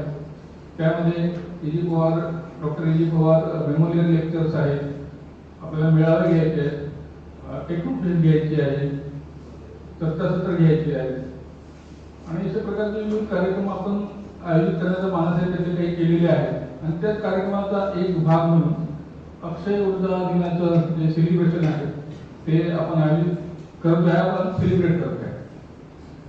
जसं खंडोळ सरांनी म्हटलं की आज रविचा दिवस एनर्जीचा दिवस आहे, परंतु आपल्या सर्वांना सुट्टी आहे, आणि या सुट्टी असताना सुद्धा इंजिनियर शिवकरे साहेबांनी वेळ काढला ते आले, त्याबद्दल त्यांचे आभार. आमचे सर्व म्हणजे प्रमोद सावंत सर असतील, बोडके सर असतील, खंडोळ सर असतील, या सर्वांनी सुट्टीच्या काळामध्ये सुद्धा ह्या दिनाचं महत्व समजून आपल्यासाठी वेळ देत आहेत, तर आभारी आहेत. आजचा दिवस अक्षय ऊर्जा, आणि क्षय, कधी न संपणारी, जिचा क्षय होत नाही ती ऊर्जा, तो दिवस आहे.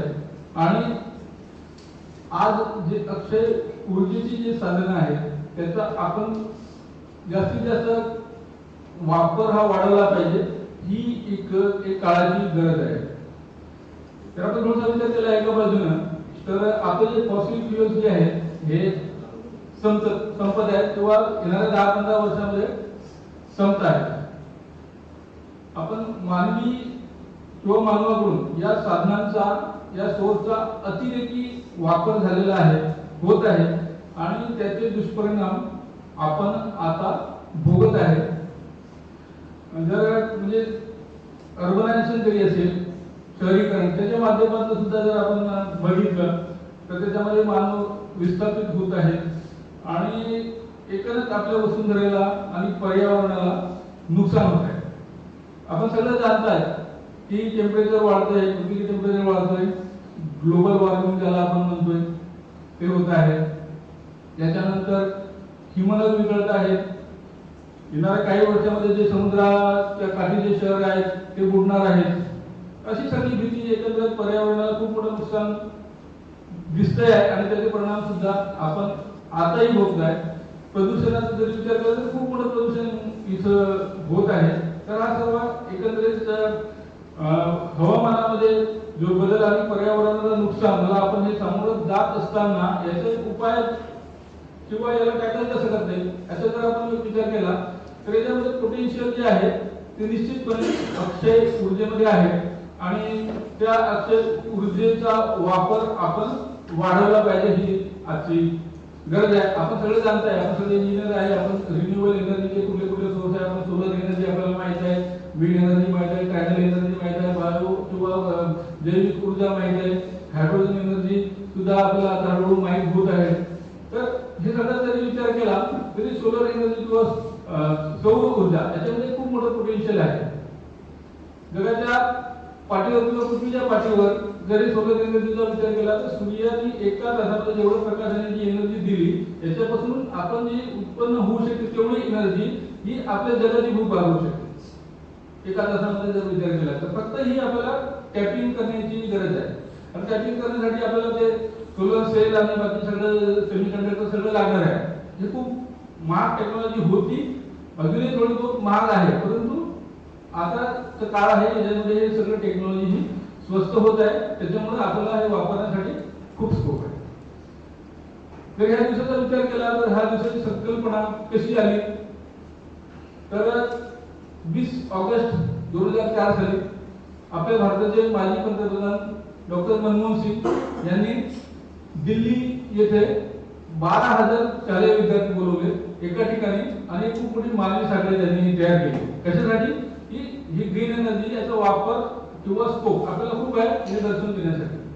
याच्यामध्ये एक्सटेन्शन ही टेक्नॉलॉजी त्याच्यासाठी हे केलेलं आहे. आणि तेव्हापासूनच अख्ख्या भारतभर आपण ऊर्जा दिवसाचं आयोजन करत आहे. बऱ्याच ठिकाणी याचे आयोजन होत आहे. मग ते चर्चासत्राच्या माध्यमातून असेल, भाषणं असतील, पोस्टर मेकिंग असेल, चित्रकला स्पर्धा असतील, अशा अनेक विविध माध्यमातून हा दिन आपण आपल्या देशभरामध्ये हा आपण साजरा करत आहे. त्याचाच एक भाग म्हणून आपण आपल्या महाविद्यालय स्तरावर एक पोस्टर मेकिंगची स्पर्धा आपण आयोजित केलेली आहे आणि होती आणि त्याला चांगला रिस्पॉन्स आपल्याला आलेला आहे. आपण प्रथम द्वितीय तृतीय जे याच्यातले विनर्स आहेत ते डिक्लेअर करणार आहे, त्यांचा सत्कार करणार आहे, त्यांचा गुणगौरव याच्या माध्यमातून होणार आहे. तर जे विनर्स आहेत त्यांचं मी आताच म्हणजे अगोदरच मी करतोय, अभिनंदन करतोय. तर आजच्या दिवसाचं जर औचित्य बघितलं तर अक्षय ऊर्जेचा वापर विषयी जनजागृती. जी आपण ट्रॅडिशनल ऊर्जा जी वापरत आहे त्या ऊर्जेचा वापर हा तसा कमीत कमी होईल, ट्रॅडिशनल जी एनर्जी आहे. आणि दुसरी गोष्ट जी आपण वापरत आहे त्याचा इफिशियंटली यूज कसा होईल जेणेकरून आपलं हे ट्रॅडिशनल एनर्जीवरचे जे अवलंबून तत्व आहे किंवा आपण इथं अवलंबून आहे तर याचा कंट्रीब्युशन कमीत कमी कसं होईल आणि त्याच्यामध्ये रिन्युएबल किंवा अक्षय ऊर्जेचं प्रमाण कसं वाढवायचं ही आजची आवश्यकता आहे. याचा वापर निश्चितपणे जर आपण केला तर आपल्या वसुंधरेला हे जे नुकसान पोहोचलं आहे किंवा पोहोचत आहे तर पुन्हा आपली ही वसुंधरा सुजलाम सुफलाम होणार आहे. आपलं वातावरण, आपलं पर्यावरण हे अधिक सुदृढ होण्यामध्ये मदत होणार आहे. आपल्या देश पातळीवर जर विचार केला तर अक्षय ऊर्जेच्या बाबतीमध्ये आपण खूप चांगले आहे, आपली परिस्थिती खूप चांगली आहे. कारण या देशामध्ये प्रथमच म्हणजे जगाच्या पातळीवर रिन्यूएबल एनर्जी हे मंत्रालय निर्माण करण्यात आलं क्योंकि इसको बढ़ावा देना है. आपण खूप मोठ्या प्रमाणावर ही एनर्जी प्रमोट करत आहे. एकंदर जनरेशनच्या बाबतीत जर रिन्यूएबल एनर्जीच्या किंवा अक्षय ऊर्जेच्या बाबतीत जर विचार आपण केला तर आपला देश हा जागतिक पातळीवर सुद्धा 3ऱ्या क्रमांकावर आहे. त्याच्यानंतर वापराच्या बाबतीत म्हणजे रिन्यूएबल एनर्जी किंवा अक्षय ऊर्जेच्या वापराच्या बाबतीत जरी आपण विचार केला तरी आपण जगामध्ये 3ऱ्या क्रमांकावर आहे. तरी आपल्याकडे खूप चांगली परिस्थिती आहे. आपल्या देशामध्ये अबंडंट क्वांटिटीमध्ये म्हणजे एनर्जी किंवा हे रिसोर्सेस उपलब्ध आहेत. तर आपल्याला याच्यातला खूप चांगला आपण अधिक पोटेन्शियलचा वापर आपण करू शकतो आणि अधिक ऊर्जा ही निर्माण करू शकतो. आपण 136 गिगावॅट पर्यंत पोहोचलेलो आहे. आपल्या देशाने देश पातळीवर टार्गेट निश्चित केलं आहे 2025 पर्यंत जे 225 गिगावॅट आहे आणि निश्चितपणे आपण याच्यापणे प्रयत्न करू, आपण पोहोचू शकतो कारण आपल्यामध्ये तितकं पोटेन्शियल आहे, कार्य करण्याची क्षमता ही आहे. तर आजच्या दिवसाच्या निमित्तानं मी एवढं सांगतो की आपण आपल्या अक्षय ऊर्जेचा जास्तीत जास्त वापर करूया, याचा प्रचार प्रसार करूया आणि हे एक मिशन म्हणून आपण कार्यरत राहू, जेणेकरून आपली ही वसुंधरा ही पुन्हा सुजलाम सुफलाम होईल, आपलं पर्यावरण हे अधिक सुदृढ होईल. तर हे आजच्या दिवसानं आपण हे संकल्प करूया. आज इथे सगळे पाहुणे मंडळी आलीत, क्विक रिस्पॉन्स दिला त्याबद्दल मी आभारी आहे सर्वांचा. आणि ज्यांनी सगळी ही धुळाई सांभाळली त्यांचे डॉक्टर मोहोळ सर आणि त्यांची सगळी टीम, त्याचे मी पुन्हा आभार मानतो. आपल्याला या दिनाच्या पुन्हा शुभेच्छा देतो आणि इथे थांबतो. जय हिंद, जय Maharashtra.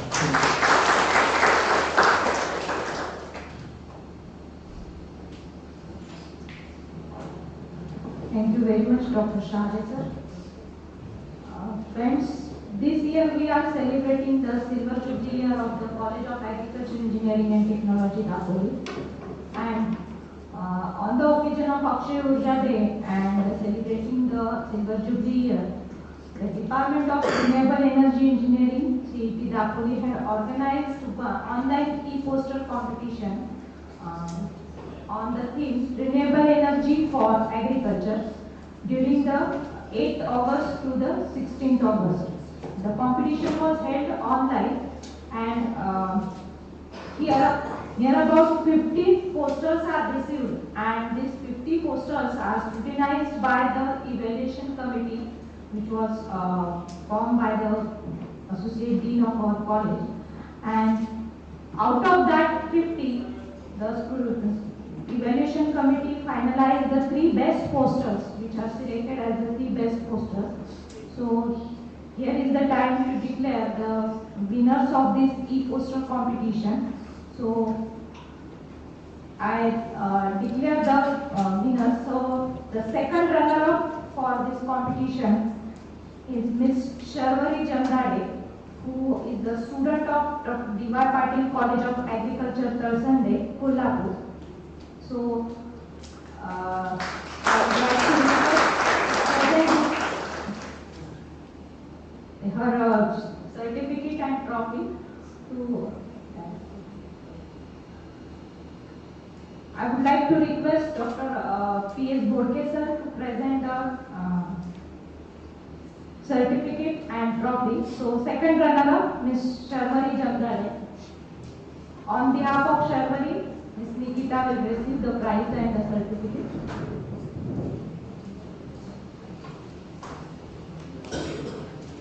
So the second runner-up for this online e-poster competition, Ms. Sharvari Jamdade.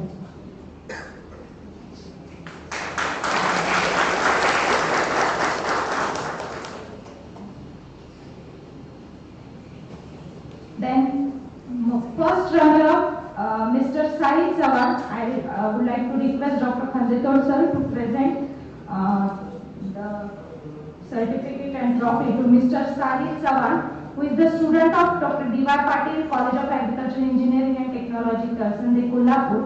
I request Mr. Rushi to accept his certificate and the trophy on behalf of Mr. Sahil Sawan.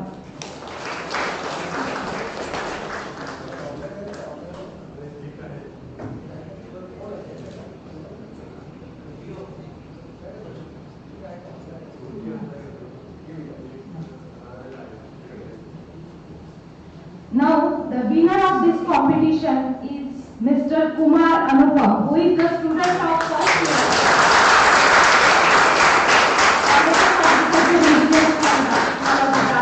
I would like to request Dr. Pramod Sawant to present his trophy and certificate. Mr. Anupam Kumar, the student of first year from College of Agriculture, Engineering and Technology.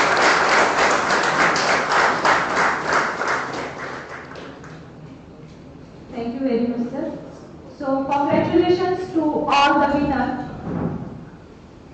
So, for your better tomorrow, save energy today. So, all these test posters give the message to us. And now, coming to the next part, I would like to request the president of today's function, Dr. Pramod Sawant sir, to guide us.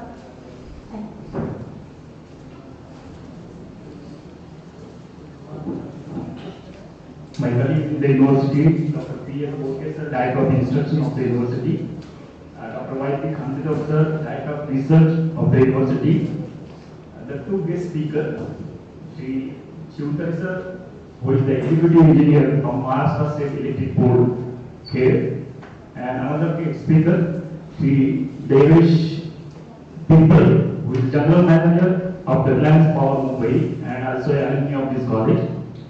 Associate Dean of this college, Dr. Shahre sir, Prashant Shahre sir. Then Head of the Department of the Renewable Energy, Dr. Atul Moore sir. All the other heads of the departments, professors, staff members, and dear students. First of all, I give you best wishes on the eve of Renewable Energy Day. Akshay, Urja, Sacha, Tumara, Khub Shubhecha. And also, I am congratulating you for celebrating this day as a part of your Silver Jubilee celebration. So, for that, once again, congratulations. So, all the particularly guest speakers and all the chief guests, they have given you the importance of this day, importance of the renewable energy, and whatever the things to be done, or whatever the research have been done, and what is the next, all those things have been briefed.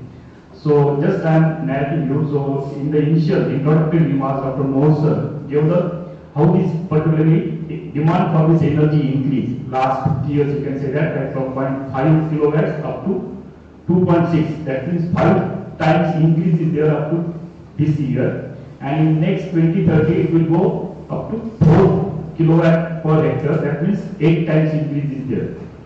So that much, particularly if the increase is there, so that increase may be because of the, say for example, the varied climatic conditions are there, and because of that consumption is increasing. Now the day by day industries are increasing. So general industries as well as the agriculture industries, the number is increasing. Because of that, this demand is increasing. Then the government is taking the rural electrification. So each and every village should be electrified. So that is the concept of, that is the project of the government, and because of that also energy consumption is increasing. And whatever the energy consumption is increasing, so Dr. Moore sir told that out of that 27% energy consumption is there in the agriculture sector. So nowadays, so if you are particularly going to that according to him, it will increase up to 50%, because if we have to increase our contribution in the GDP, we have to use 50% particularly energy in the agriculture. So that means more consumption is there, but whatever the energy we are using, that is mostly based on coal or fossil fuels. So as Dr. Shivtari told that.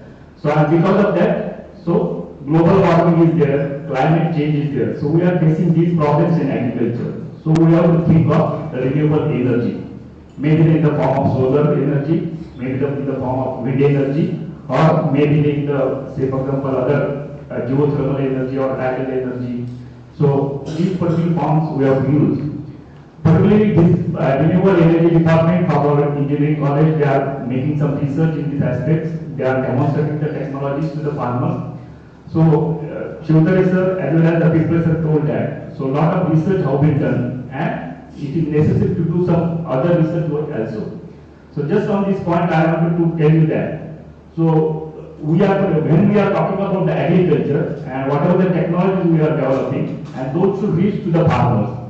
So when the farmers are adopting the technology, so the attributes of that technology, those are more important. If we are taking the simple example of our particularly own innovation from this engineering college, that is the Vaibhav seeker. So very simple to use and easy to use, as well as the cost is very less, and therefore this technology has reached up to many number of farmers. On the contrary, the technologies are a complex one or costly one, or those are not compatible to the farmer's situation, those are not being adopted by the farmers. So whenever you are doing research on this particularly in this renewable energy field, you have to think of these attributes of the innovation. So relative advantage of that innovation, so whatever you are innovating. Then priority, it should be relative advantage means comparative to whatever particularly some technologies are there. So in that comparison, whether it is a cost basis advantages are there or some other advantages are there. Then prioritizing, that is that innovation should be able to try. So why one sickle? So one can purchase one sickle and try it, and if he requires 25 pieces, they can purchase. So traceability, so that type of particularly quality is there or attribute is there in that innovation when that innovation is adopted at a faster rate. Then complexity. If it is complex to use, then it is not adopted at that much particularly rate. And we have to particularly see that as fast as we can particularly take that technology up to farmers and farmers are adopting, so some changes will take place. Then compatibility to the situation, compatibility to the culture of the farmers. So that compatibility also we have to think. Observability is the another attribute. So these attributes you have to think as a researcher when you are developing certain particularly technologies in this field. Another part that is the extension. So whatever the technologies we have developed, those should reach up to the farmer's field, for which the awareness programs we have to particularly conduct. So simply taking the awareness program is not enough. Constant follow-up is required. So at each and every stage, we have to guide the farmer, we have to train the farmer, we have to make the inputs available to the farmer. Then and only it will be adopted. So these things we have to. So whatever, say for example, Sundari sir told that, or just now Chahari sir told that, special department is there at the central particular level. Ministry is there, Ministry of Natural and Renewable Energy. They are having some national institutes also, and another institute, Sundari sir told that, particularly for the finance, that is the CAET. So this much infrastructure is there, might be at the state, up to state level, but the results we are not seeing at the farmers. When we are thinking about the agriculture field, so whenever we are doing as an extension, so till now we are giving more focus on the production technology. But this type of technologies, those are not taken by the extension workers up to the farmers field. So some collaboration or coordination should be there among the agriculture department, agriculture university, as well as, say for example, this ministry or this type of department. Then and only because these are important. So in order to reduce this climate, particularly global warming and change the climate, so we have to particularly focus on these technologies. So some coordination should be there.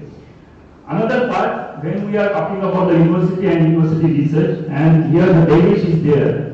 So I can appeal that, so your company is having CSR, and if we are particularly coming together and developing certain project, because here whatever the project we are developing, that should reach up to the farmers field, because the farmers, they should become aware, they should use it. And through your CSR fund, suppose if we are implementing certain project in the field, actual field, so that will be more benefited, and that will become an ideal example for the others, and to replicate these. So we can think about these aspects when we are particularly coming together, or we should come together on as a director of extension education. I feel that so your CSR funds, like or your particular other companies like CSR funds, can be utilized on such aspects which will be beneficial to our farming community.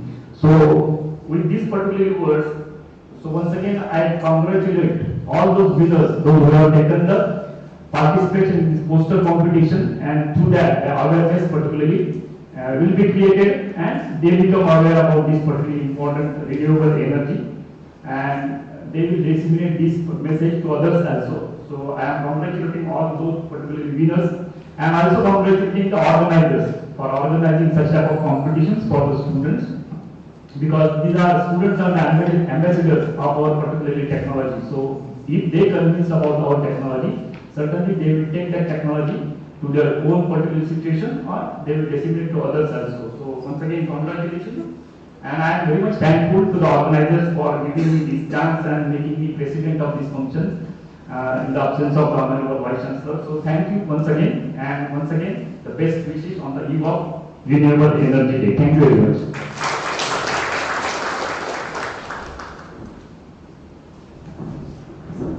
Thank you very much, Dr. Sawant sir, for this valuable guidance.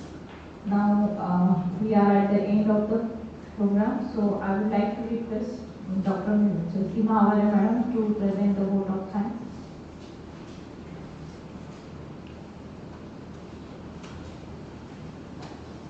Thank you, Mona. I am here to express vote of thanks. I express my heartfelt thanks to our President and Director of Extension, Dr. Thomas Sawant sir, our Director of Research, Dr. Renewable sir, Director of Instruction, Dr. Borke sir, and our associate dean, Dr. Shah. I would like to express my appreciation to our guest, Mr.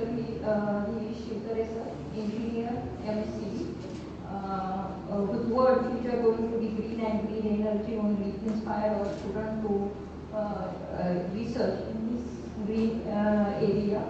I also express thanks to Devesh Pimpar, General Manager, Reliance Power, our alumni, for who have taken time out of their busy schedule to grace this occasion.